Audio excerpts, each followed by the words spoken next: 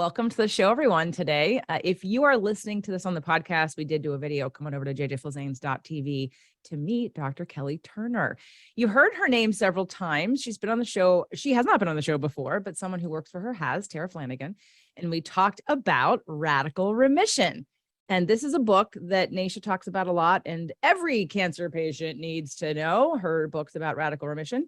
If you're finding us here on YouTube and you don't know me, I'm a producer and an empowerment strategist. So what that means is I come to the table with education and knowledge and my own point of view about things. So I'm going to talk. And if you don't like me, I'm okay with that. So if you're coming because you want to have more of Dr. Kelly, where can they find more of just you? Radicalremission.com. And there you go. All right. So welcome to the show, Kelly. Thanks for having me, JJ. I love your energy. It's very infectious.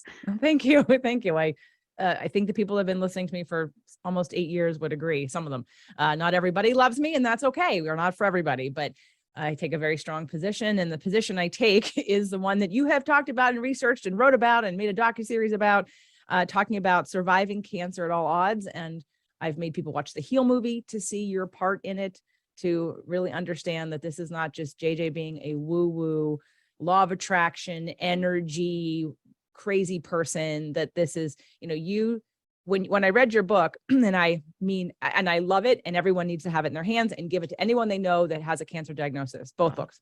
Thank you. But what I'll say is, and I don't mean this in any disrespect, you did what helps me. And you did something I would never have the patience to do, which is like, I'm reading your book going, yeah, I know this. I've known this. It's more of, I would never taken the time to do the research or to make it more scientific and to document it, which for a lot of people is what they need to really understand what we're talking about. And me, I'm like, no, it's just energy. No, energy is emotion. Emotion is, so I'm like, yeah. I could have written this book. Not really. I couldn't have written this book because I would have never done what you did. So thank you from the bottom of my heart for for complimenting all energy medicine and emotional healers and workers and people who have more right-brained information and have a deep knowingness about what we talk about, putting it into a respectable scientific book that you can then feel good about sharing with anybody, no matter what they believe. So thank you so much for your work. Well, you're very welcome. And I would say, I didn't make these things up. This is just what I observed as a researcher. So thank you and all of the people that I've studied for, just being an open book and letting people like me interview you and study you and simply catalog what you're doing. I mean, your response reminds me of what so many people write to me and say, I'm a radical remission survivor. Reading your book was like reading my diary. I did these 10 things 20 years ago and I got well. And it's so affirming to see it written down from a researcher, because it makes me feel like I wasn't crazy doing the things I did to get well. So it sounds like you're having a similar reaction, and that's great. It's like the best compliment a researcher can get when someone writes and says, yep, I read that book and it's like I could have written it myself. And that just shows me the research is accurate. So, well, I love that. And what do you want to tell people a little bit about your story and how you even got here and why you decided to research this? Definitely. Yeah. So I, like most people, was touched by cancer at a very young age. The first 2 deaths in my life were due to cancer. My uncle died when I was 8, and then a very good friend of mine died when we were 16. So he was 16, I was 16, and he died of stomach cancer, which was horrible and traumatic and sad and awful. And then when I finished my undergraduate degree at Harvard, I was trying to figure out what direction to take in life and what I wanted to do. And I decided I wanted to work with cancer patients and help them in some way. And so I got my master's in counseling at UC Berkeley, and I was counseling cancer patients, and life was good. And life was a little depressing because many of them were passing away, but life was good. And then, a lightning bolt came and paused my life because I came across a case of radical remission, and I just kind of froze. And I said, I want to meet this man. I want to meet this man who was sent home on hospice care to die and turned around his stage 4 kidney cancer 30 years ago. I want to meet him. And so that's sort of what happened. I went home that night and searched PubMed, pubmed.gov, which is kind of like the Google search engine for published medical journal articles. And I found that there were over 1,000 of these cases of radical remission. And I said, well, this is ridiculous. There's 1,000 of these incredible, miraculous healings in peer-reviewed journals, and I've never heard of them. And I work in this field. Like I work in this field. And the only time I'd ever heard of them is a doctor here and there being like, oh yeah, that's my miracle case. That was a fluke, you know? And what I realized with these 1,000 cases is that all of the doctors in their own little corners of the world were dismissing their 1, 2, or 3 cases as flukes because nothing in their medical training could explain why these people could possibly get well. And I, as someone who is fascinated by how things work, I said, well, are we really just going to leave it at that? Are we really just going to say, glad you got better, don't really care how you did it? Like, no, that's not how I operate. So I went back to my professors and I said, I want to study these people that no one else is studying. And I want to ask them what they did to heal, because their doctors didn't do anything after they sent them home on hospice care. So clearly, I'm like, maybe they did nothing. Maybe it was just random, spontaneous, their bodies changed overnight.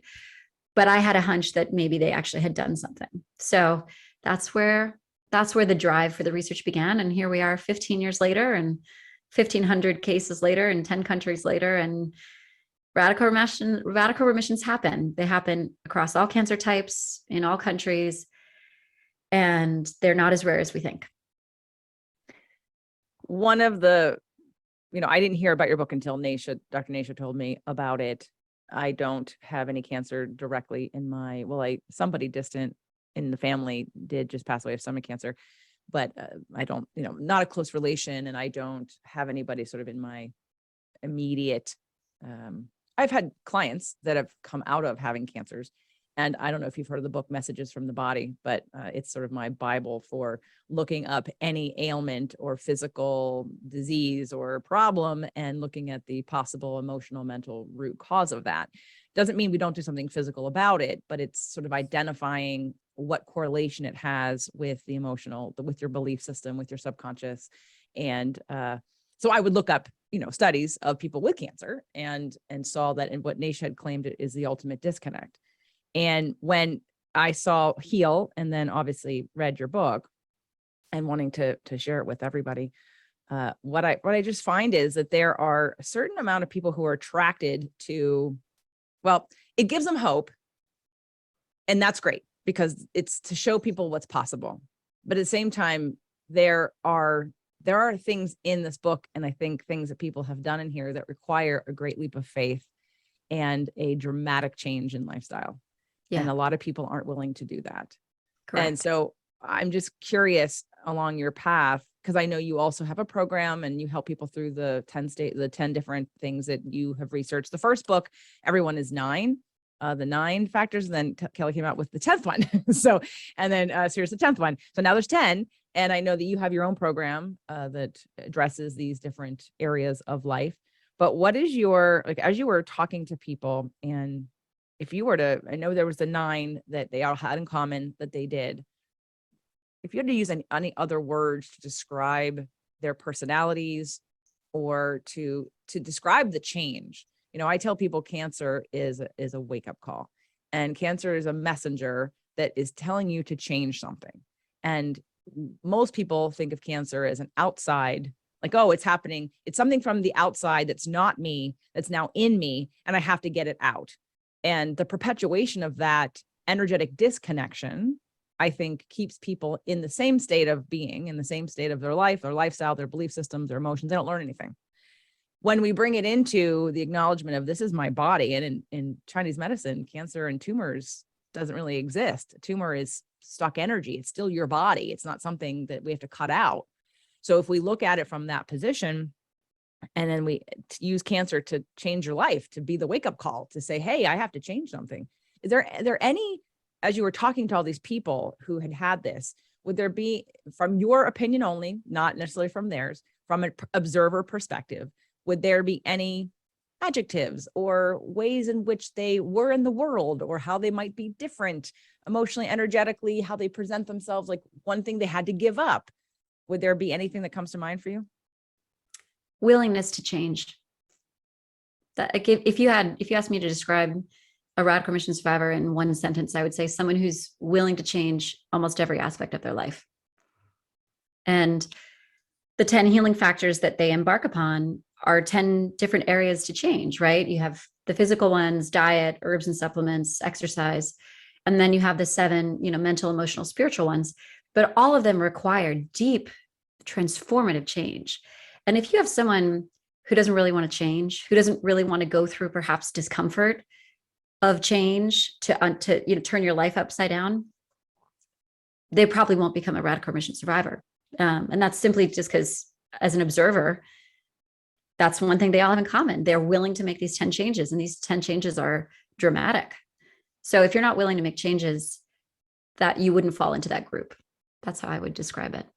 I want to highlight that you said out of the 10, 3 are physical and 7 are mental, emotional, and spiritual. Just one, in case those of you have not seen the Heal movie, the Heal documentary, Dr. Kelly is in that movie, and she lists them all up on the board and highlights the fact that at the time it was 9. So there were 6. Now there's 7, right? 7 of them are mental, emotional, and spiritual, not physical. So yes, there's diet and exercise changes, but we're talking about a deeper, and it doesn't even have to be, when I say deeper, people think that they have to go to therapy and maybe their energy around talking about their problems or their traumas in their life means I have to sit in that energy.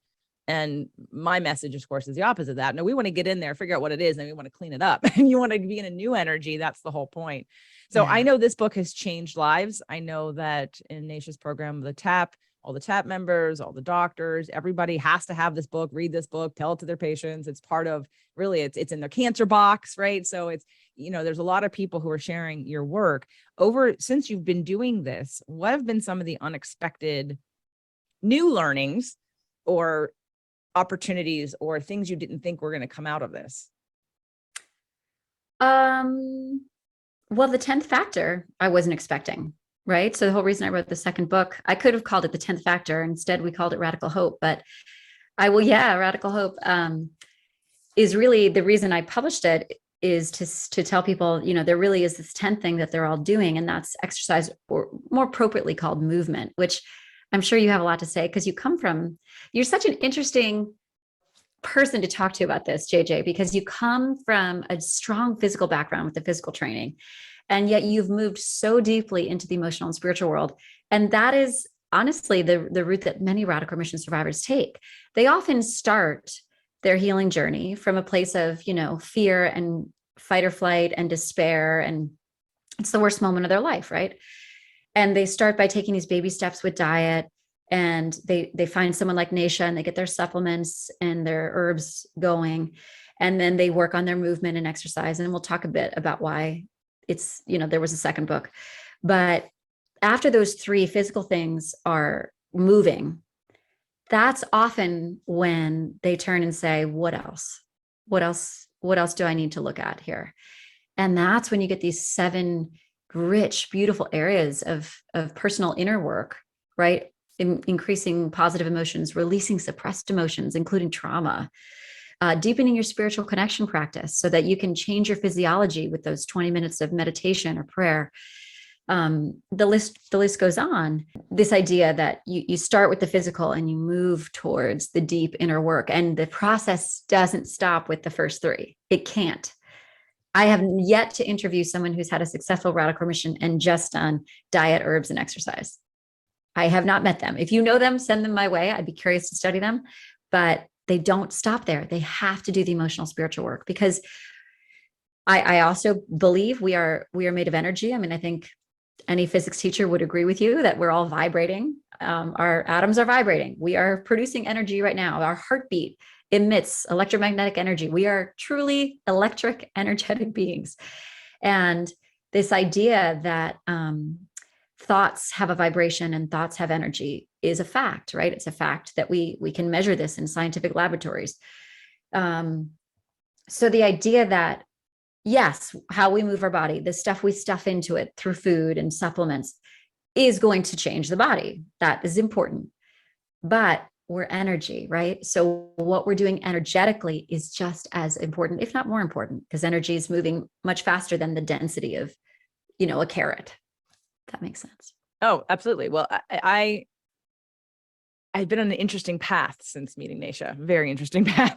And in terms of getting into this sort of cancer space more, and then being in that field with people, and seeing who's ready and who's not ready. Like you said, someone who's willing to make change, willingness to change, and to see people who are, and to see the lessons. And to also, when you said energy, and it's not, yeah, I start from physical, but I've always been emotional. That's the interesting thing, is between being a Pisces. And by the way, do you know what your sun sign is? What's your birthday? Is my sun sign, like, what's Yeah. my astrological sign? Cancer. Okay. Ironically. Yeah, well, okay. Well, that's not what it means. You're a crab, Right, but I'm right, a fish, I'm a but crab. we're both water. So this like emotional piece is part of, even before personal training and the acting, like being expressive, knowing that there was importance of feeling self-expressed, of almost allowing all the emotions their time to come out. And it wasn't, again, that's subconscious. I just know it felt good to express. It felt good to give a range of expressions, to get to have, I think that's why, it's one of the reasons I wanted to act, was because it's almost like therapeutic to be in someone else's life and not in your own circumstances, and allow yourself full expression. I mean, that's one of the best things about it. And it's funny because it always seems like a disconnect until now. Until now, it's been like, oh yeah, I had an acting thing. I was a musical theater major, and and then personal trainer, and they don't connect until you put them together, and we bring you to now, which is the benefit of allowing yourself the space and the safety and the freedom to express the emotions inside of you, which most of us don't have. Right. And if you don't express them, they get stuck in the body. And then you need your personal trainer and your chiropractor and all the other things, because your emotions are literally stuck in your body, either in your sore back or your sore neck or your joints and your muscles that are tight, right? Like, radical remission survivors have taught me, if we don't release suppressed emotions, especially emotions from the past, they will get stuck in the body, and they will start to cause, less optimal functioning of the body, right? Whether that's just simply pain, right? Skeletal muscular pain, or poor circulation, or, nerve damage or something that, or from a Chinese medicine perspective, you block a meridian long enough, that energy is going to build up, and it's eventually going to form a tumor. It's like, it can't, the traffic jam can't get through. And so something's going to bulk up, and you'll eventually get to see it under a microscope. So that's the Chinese medicine theory, but it speaks to what you're talking about. That was a beautiful explanation. Something new I haven't thought of is identifying the tumor with the meridian. Didn't even think about that. That's a new one for me. Thank you for that. So when it comes to looking at all these physical things too, what I've seen is, especially when they're on protocols like Nasha's or anybody, or whatever protocol they're on, that if we don't change, to me, that's where, I've been teaching law of attraction, and it's quantum physics. And again, to me, I see it. It's not a theory. It's a thing. It's a real thing, but because people can't see it, they don't understand the mechanics of how it works. And it's like, you have this container, which is, let's say, your energy field. And if your energy field is full of negative emotion and anger, and it's resistant, and it's hard, and it's tight, and it's contracted, and you're trying to do all these physical things, it's like you're fighting yourself up a hill trying to get this done. And it's almost like I take the stance. It's a dramatic stance, but I'm taking it. I'm claiming it. I tell people, if you only knew the power of your emotions, you'd work on nothing else. Yeah. Because if it's between doing all the right things physically and not addressing the energetic, emotional components, and for any man listening to this, please, if this triggers you at all or feels icky to you, or switch the word emotions for stress. Because for all of you guys, you claim stress, you're okay to be stressed. It's like a badge of honor. So just if emotions are like, then just say stress, holding stress in your body, keeping stress for years and years, repress stress. Okay. If emotions doesn't jive with you.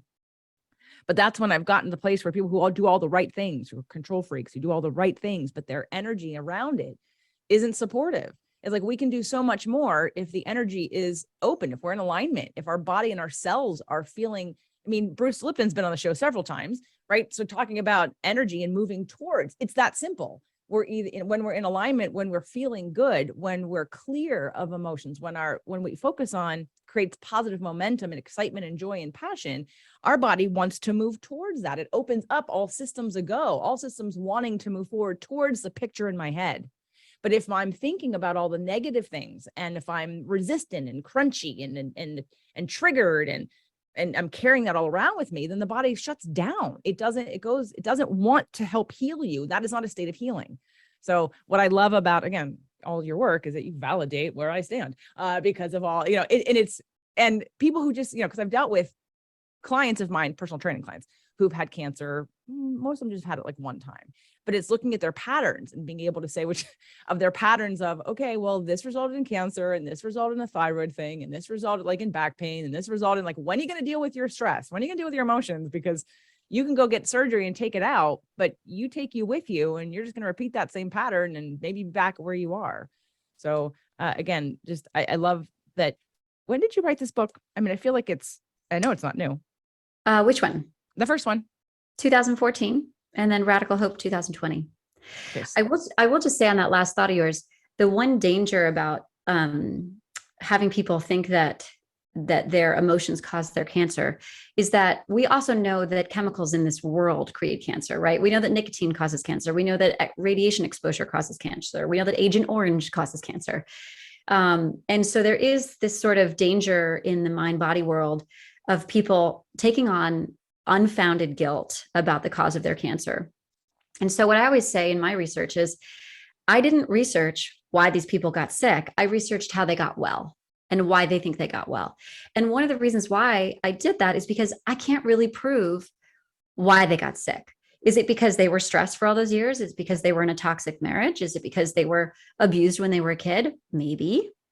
Or is it because they went to a summer camp where they were swimming in a lake that, unbeknownst to them, had toxic chemicals in it, which is the case of one of the people I've studied, right?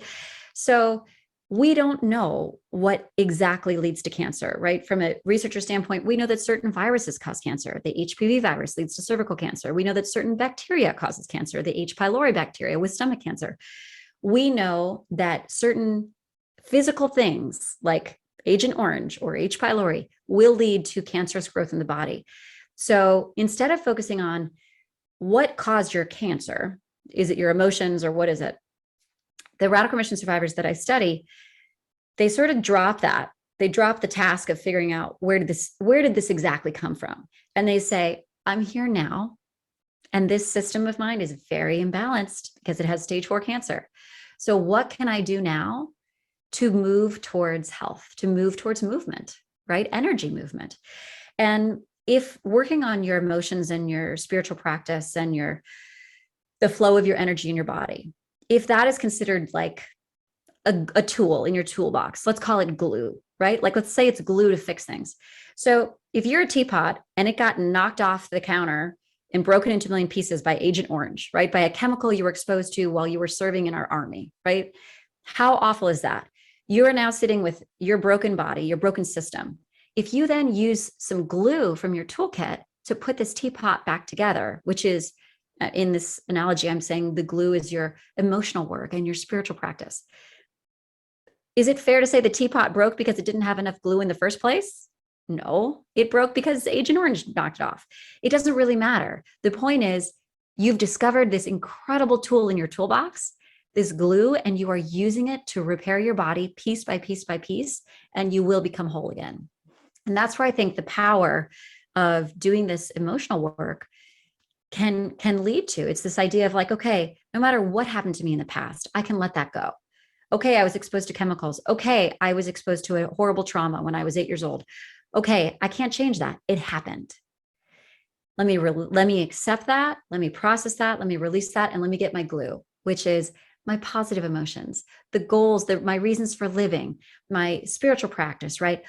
When you work on that emotional energy, you are repairing the damage from whatever may have caused the problem in the first place. And I think that's where real hope lies, right? That's where your real power comes in. It's like, okay, forget the past. We're here. Maybe you know why you're here. Maybe you don't know why you're here, but you're here. Move forward, right? Move forward, move towards health. And that's where the mind, body, spirit practices can take you. And that's encouraging.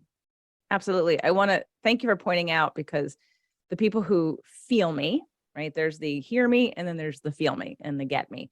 People who feel me and hear me know that there's no shame in when I say, how did you attract this? Because you are the creator of your own reality. And for some people, like you said, nobody knows why you necessarily got it. And it wouldn't be really easy to research because it is perception, it is interpretation, it is how we process emotion. There's several layers and levels of how that all kind of comes together, which is kind of what I'm doing and studying with people. So that way we can take a path in order to choose the tools for them that will work for them. And it isn't going to work for everybody. And looking at, like, I have an event coming up a week from, well, 10 days from, I think, when this is going to publish. And one of the things we're doing is working on, based on Dr. Joe Taylor's work of whole brain living, working on creating new neural pathways in the parts of the brain that you don't have access to, which for most of us, it's the right brain. It's character 3 and 4. And doing physical things, doing experiential things that create and strengthen those neural pathways.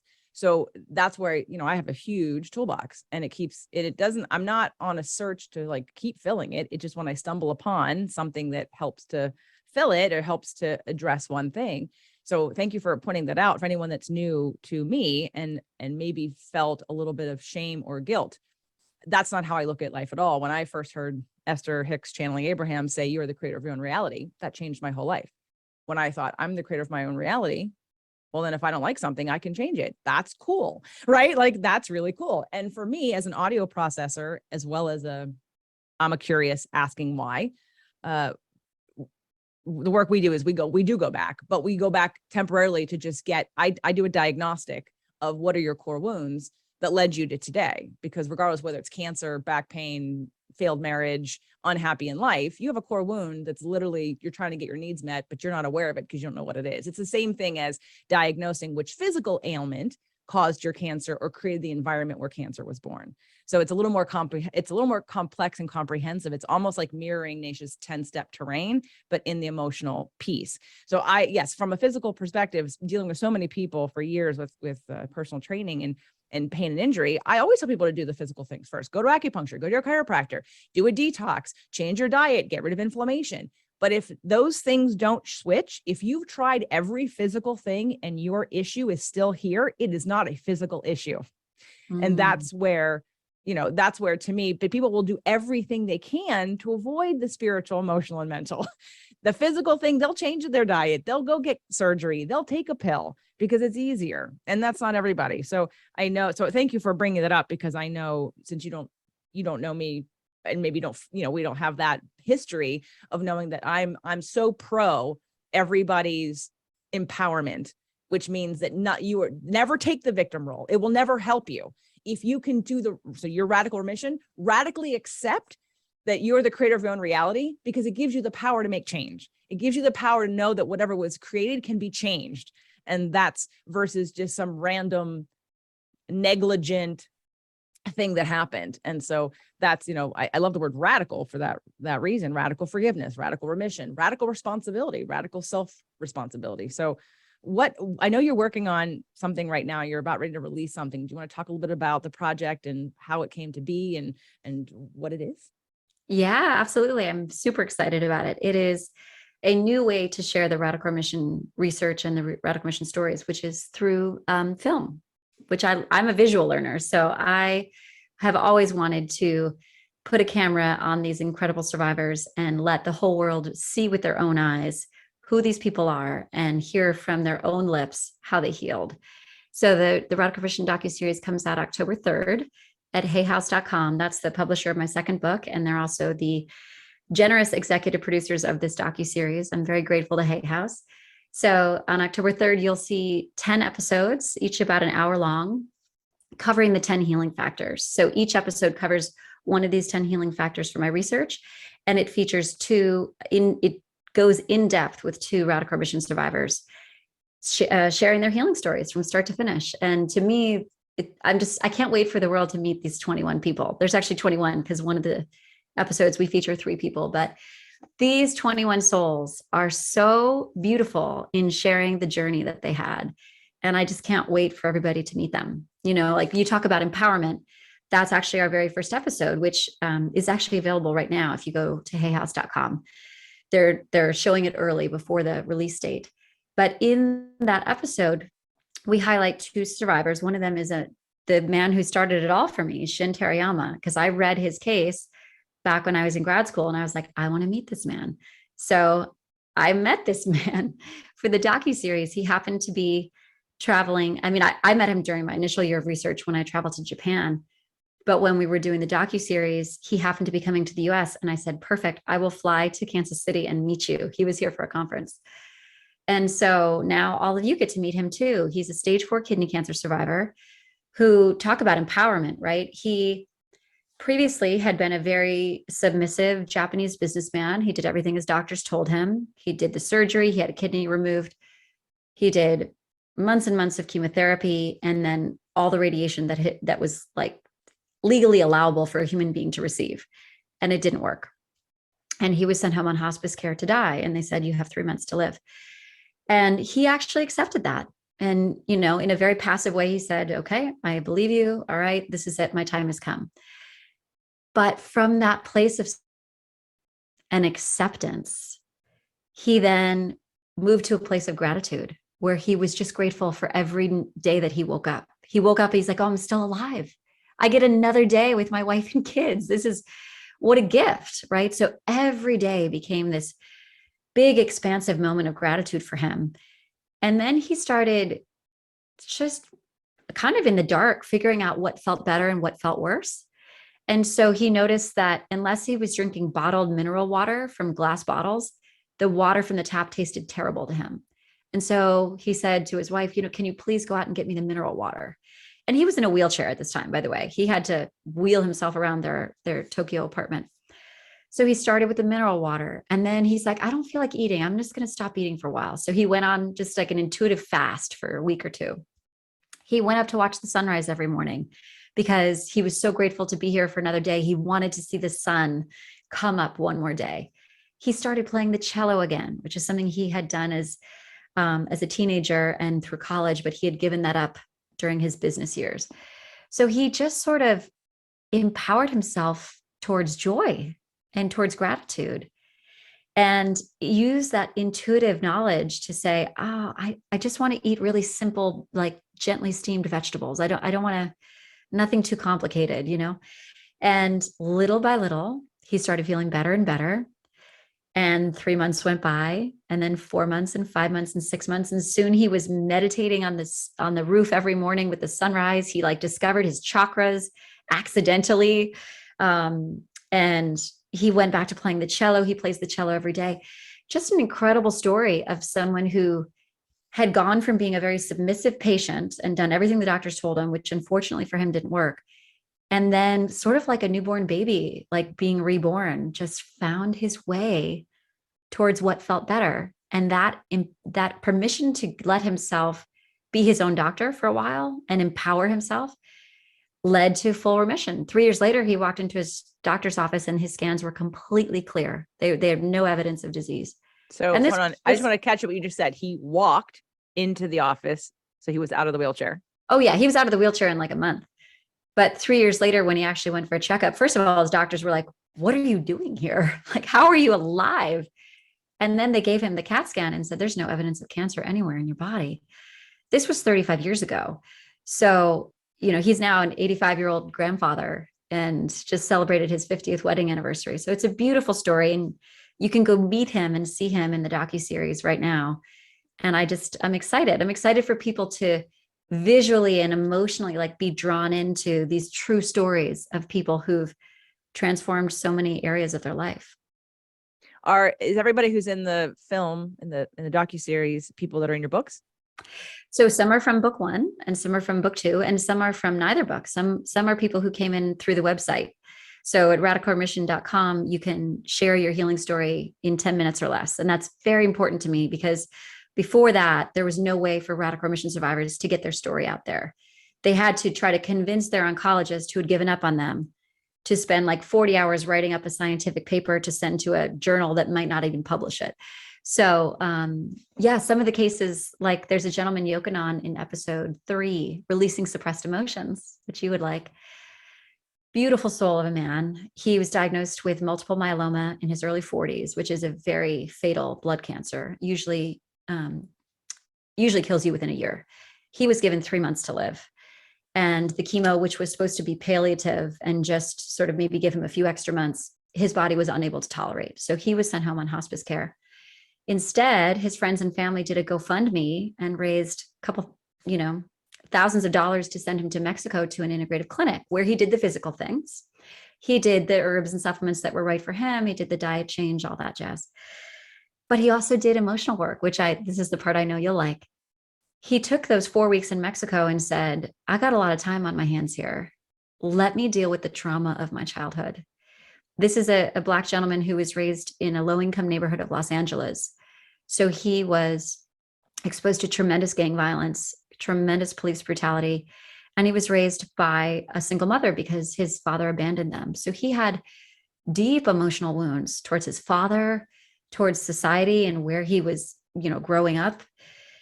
And he spent those 4 weeks really doing that shadow work of seeing like, wow, I really have a lot of anger here. I really have a lot of sadness and a lot of fear that I've been holding, and I didn't realize I was holding it. And he did a lot of, incredible emotional release work down there, and they gave him 3 months to live. And now it's been 5.5 years. That's amazing. Thank you for sharing that story. Yeah. Thank you for sharing all your stories. Thank you for writing your books. Thank you for doing your research. Thank you for putting out a docu-series. I want to address different populations and what you have for them or what you'd like them to do. And let's say the first would be, obviously, if you are a radical remission survivor and you don't have your story out there anywhere, you want them to come and share their story on your site. Definitely. Absolutely. We need to know that how often these cases are happening. And we can't know from the normal cancer statistics because most of these people don't go back to their doctors. And even if they do, if they had chemo sometime in the last 10 years, statistically, their remission will be attributed to the chemo that they had. All right. So if somebody wants to, they just go to radicalremission.com and there's a place that they can put in their story. Yep. They just click share your story and you can fill out with as much detail as you want. And we want to hear it. We want to hear about these cases. Okay. And then, of course, there's the buy the books, Radical Remission, the first one, and Radical Hope, the second one. So buy the books, give them to everybody that you know that's dealing with this, even if they don't want to know about it. And I say that not to be so super pushy. You can a gesture of buying a book, whether they read it or not. I mean, you can at least feel good about sending the book. I mean, I did that. My parents, I had Dr. William Davis on. He's been on a million times. And, we talked about Undoctored. And I'm sure you're probably familiar with Undoctored. Anyway, so I bought the book for my parents. I know that they would never buy it themselves. They'd never search for that information, but I'm like, you know what? I can feel good about buying it. So if it's just sitting there and they get curious, one can only hope they open it up and possibly read some of it. So I feel that way about this book. Buy the book, whether they want it or not, just send it. And you don't have to follow up or push them to read it. Just let it be there. And if they one day feel inspired, at least it's there and ready for them to receive. So buy the book. Okay. Then the next thing would be what would you want people to do who are dealing with cancer, just got a cancer diagnosis, they've read your book, like what's the next step?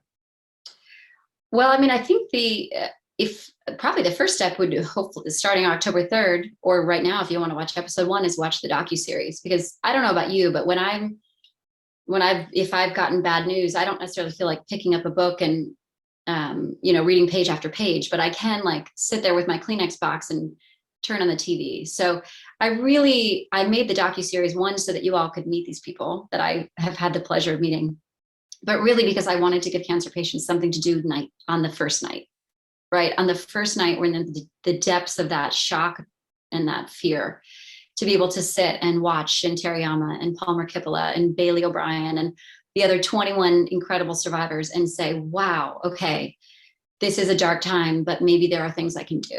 So to me, the docuseries is like for that first moment. And then of course the books. And then if you want to go deeper, we have, in-person workshops and virtual workshops led by the teachers that I've certified. So if you want to bring these 10 factors into your life, not as a promise that we're going to cure your cancer, because we cannot promise that. What we can promise is that practicing these 10 factors will significantly strengthen your immune system, and they'll make you have a better life. So, whether or not the cancer completely leaves your body, we can't promise that. But if you want to increase strengthen your immune system and increase your quality of life, we do have, the online courses and also the in-person workshops to go deeper if you want. And those are at radicalremission.com. And of course, final what we're wanting everyone to do is to watch the docu-series, which you can also find at radicalremission.com, just out right now. So make sure to watch that, share that, make that a resource for people that don't read or don't listen to podcasts or right. Because everybody has their thing. Like I've got some people that they don't listen to podcasts, but they watch the videos, or they really love their books. They don't like audio, but they like books. This is why you have to take your content and put it into multiple different media and mediums so that you can reach more people, because not everybody is going to either listen or read. I love that you have offered that as a video. And just out of curiosity, how did I know you did the forward for Nasha's book, right? For metabolic approach to cancer. I did. Yes. Nasha's a wonderful colleague of mine and now a friend. And she reached out to me after Radical Remission was published and said, I think we should talk. You know, I'm a Radical Remission survivor, because she herself is a Radical Remission survivor. And she's now, of course, done all that naturopathic training, and she's a doctor herself now. So, and we see that so often. You'll see it in the docu-series. So many of the Radical Remission survivors become cancer coaches, or, you know, emotional coaches, or naturopathic doctors, because they have seen what's possible when you clean up your life inside and out, and they want to give that gift of transformation to others. And it's beautiful. It's beautiful to see people like Nasha and people like you doing the transformational healing work that you're offering. Thank you for all the work that you do. Thank you. I have to I'm the person that even when I was a trainer, I didn't have that I lost 100 pounds story. And it was like, what is my story? And the story is sort of part of me that's the forward thinker. I was a 21-year-old personal trainer, really harping on joint integrity and biomechanics. Who does that? I mean, nobody cared. Everybody just wants weight loss. And I'm like, yeah, but if you do stupid exercises now, in 20 years, you'll have no meniscus in your knees. But again, I'm that person who, if you tell me, don't do this, it's going to be bad for you. And I'm like, okay, I won't do it. And I know that I'm weird. I'm unique. Not everybody's like that. I have my own other lessons I learn in ways that, I keep repeating and have to, they're more emotional. But for me, when I see the pattern, and I think everybody can see it.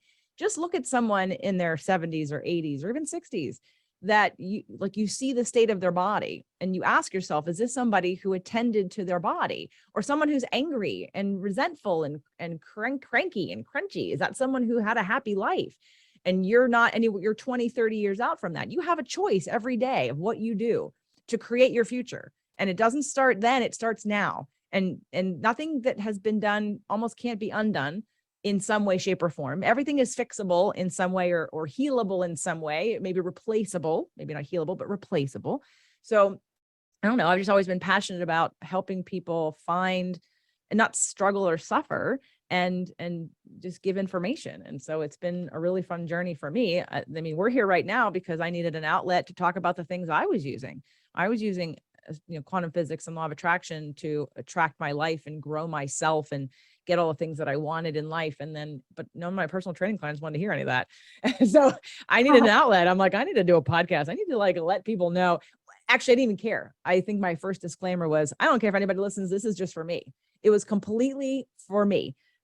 Self-love, self-ish, whatever you want to call it. And, but that show, when I rebranded, and it just took off, and people were like, oh my God, I want more of this, because it felt good. And I love that you talked about the first study, the first case study, and that every choice he made was about something that felt good. He was in his intuition. He was in his right brain. He was listening to his body, and he was responding based on what his body told him, not what his brain told him, not what logic told him, not what a doctor told him, not what his wife told him, but what he felt inside. And that has always been my position, that you're the creator of your own reality. And you are at the end of the day, the only person who knows what's right or wrong for you, and what feels good or what doesn't feel good. And I'm here to help empower people to do that. So I appreciate it. I've been chasing this woman for about 2 years to come on the show, because you've been so busy with the docu-series. And I really appreciate you taking the time to come and share that with us, because Absolutely. Whether you have cancer or not, these 10 steps are things that you want to do now, so that you never end up in that situation. And so no matter what ailment you have, or disease, or back pain, whatever, it's like looking at getting a diagnostic with your car. And it's so funny in that, especially men, like my dad takes pristine care of mechanics in the house. Right. But then, and I said that early on, I'm like, you take such good care of the car, and he's not negligent of his body, but it's almost like he'll look at the car and think, well, cause it costs money. And if I make sure that these things are done, the car will always be optimal. I'll never have a problem. So I won't have to pay to fix something. And I'm like, it's the same for Same the thing. body. Why is everybody not seeing that? Like, you're not healthy if you're doing nothing. Health is a habit, not an event. It's not a one-time thing. It's what you do most of the time. It's the 80-20. So I appreciate it. Please share the show with anyone you know who has cancer, has been diagnosed, is a radical remission patient and survivor and has not shared their story. The more stories we collect, the more research Kelly can do, and the more we can change the medical system to acknowledge that these other factors are important, and hopefully change, that it's not about fighting against Western medicine. It's about it's about getting the message out there so people know they have choice and they're even aware that this is a thing. Because I think if you let people know that if they just listen to a doctor that doesn't know, they'll say, well, my doctor said I have to do chemo and radiation, and that's my only choice. Well, it's not your only choice, but you don't know that. And so we want to empower people to know they have choice and what the choices are. And then no matter which way you decide to go, that's on you. But right. And also, I'm not against Western medicine at all. And the beautiful thing about these 10 factors that are from radical remission survivors is that they can actually be done right alongside chemosurgery and radiation.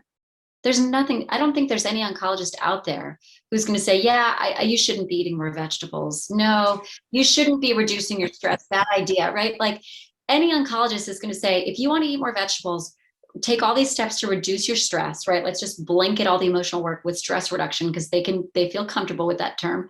So stress reduction, eating more vegetables, exercise and movement, right? They're all going to be excited about that. And in fact, studies have shown that if you do those 3 things with chemotherapy, you're going to reduce your amount of side effects and increase the efficacy of the chemotherapy. So it's super smart to bring these things into whatever healing journey you're on. And the only one that oncologists take issue with, and Nasha will attest to this, is herbs and supplements. Rightfully so, right? Herbs and supplements are plant medicine. They can be very potent and they can cross-react. So that is the one factor of the 10 that really must be done under the guidance of a health professional. But if you have someone like Dr. Nasha, or whoever your herbalist or integrative practitioner is, and then they can call your oncologist and say, great, we have her on these herbs, they're really helping. How about we stop them 2 days before chemo and resume them 3 days after? Most oncologists say, okay, that will prevent us from overtaxing the liver. And that's what you want to avoid, right? You don't want a cancer patient in the emergency room a day after chemo because they have liver toxicity. Well, there's an easy workaround. So all of these things, I think it would be great in 50 years to see them as part of the standard of care. Definitely. Well, or whether they're part of the standard of care or the majority of people know that they exist, right? I think it's more of just the acceptance and the awareness and the education that we provide people to know they have a choice and that it isn't just one. And whether their doctor says it or not, they still can decide for themselves. I have a client I'm working with right now. I won't mention her name. She knows who she is. She's had breast cancer 3 times, and she may have a 4th, and it's a specific type, and and she knows what, and she's herself as a nurse, so she knows what that feels like. And when she was here for one of our groups, she said, well, she told the doctor, well, I'm just going to take it out. I'm just going to get it cut out. And of course, she's in my tribe. So of course, when she said that and I didn't say anything back, she looked at me and said, what? I know you're thinking something. I know you got an opinion. And I said, well, let's just review. If this is cancer for the 4th time, what possibly do we need to change? What's the message here? Because, you did standard of care, then you moved to alternative. All right. So now we're at possibly the 4th. And it was what I talked about in the beginning of the relationship to this whatever tumor or thing or cells as being outside of myself and the disconnection. It's the energetic. I'm making hand motions for anybody that's on the podcast. So the video shows me making these very, very clear hand motions of like disconnecting by pushing away from, right? And I said, why don't you consider, whether you get it out or not, why don't you consider it's your tissue, it's your body, and embrace it and love it and listen to it. And that plus some acupuncture, in 4 weeks, it has reduced and softened. And it's just a simple change in energetic, like mindset and interpretation. That's it. There's no other crazy thing. It's just, again, it's that energy, which is why I talked about that. All of these physical things I think work better in a container of acceptance, of love, of trust, of surrender, of letting go of control, of deepening, again, that this is for me, not against me, that there is a growth coming for me. There's a change coming for me, and that it's a good change. And how do I listen to that? So thank you for that. And again, everybody check out radicalremission.com. Please make sure you check out the docu-series and share it with everybody, share this episode with everybody, because just people need to know what the choices are, whatever you decide. And so, Dr. Kelly, I really appreciate you taking the time. I appreciate Tara coming on and sharing her journey and how she works with you and your team. And I hope that if nothing else, everybody picks up a copy of Radical Remission, because it will inspire you no matter where you are in your health journey. Thank you so much for having me, JJ. It was a great conversation.